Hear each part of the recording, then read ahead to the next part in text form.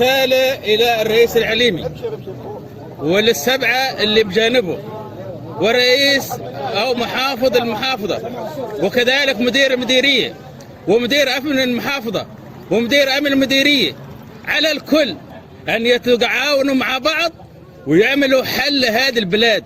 الشعب يأكلون من الزبالة، شعب مش قادر يأكل. ايش عمل العليمي لما جه المكلف؟ هل عمل نحن شيء حل؟ ولا حاجة. ايش عمل المحافظة؟ ايش اسمه المحافظة بن ماضي؟ ايش عمل للحكومة للبلاد؟ ولا عمل لها حاجة. كله كلام فاضي، ما لمسنا شيء ملموس. نعم اللي عملوا التخفيضات اللي في المياه الغاها عشان يخلص على الشعب. مدير المحافظة او مدير المديرية ايش عمل للشعب؟ ولا حاجة. حجر اساس شريط انه كل واحد من المسؤولين يعمل نحن شريط، يعمل نحن حجر اساس. احنا ما نبغى حجر اساس، احنا نبغى الحكومة تصلح، نبغى العملة حقنا تتعزز. الى متى بكون هكذا؟ كل ما سألنا قال لك السعودي كم، السعودي كم. ايش السعودي كم؟ احنا بغينا السعودي واليمني واحد، ولا يقوموش لانفسهم من هنا.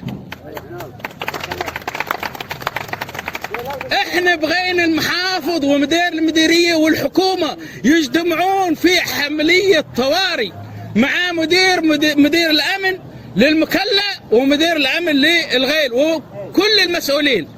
روحوا شوفوا التجار ايش يعملون في الشعب. الى متى بتكون اسعار المواد في ارتفاع؟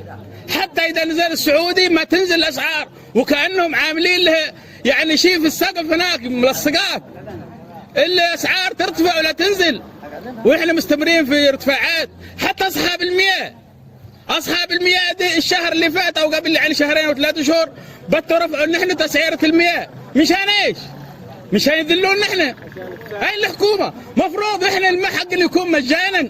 نحن ابناء المنطقة، نحن ابناء المديرية، احنا اصحاب الماء، اصحاب الارض. نحن الان نكلف انهم يشوفون نحن حل في العملة، يبتون الصرافات، يعطونهم اوامر الزامية بتنزيل الصرف، يروحون للتجار يعطونهم اوامر الزامية بتخفيض الاسعار. ولا روحوا ناموا والحكومة تنام والشعب كله نايم. وين الشعب؟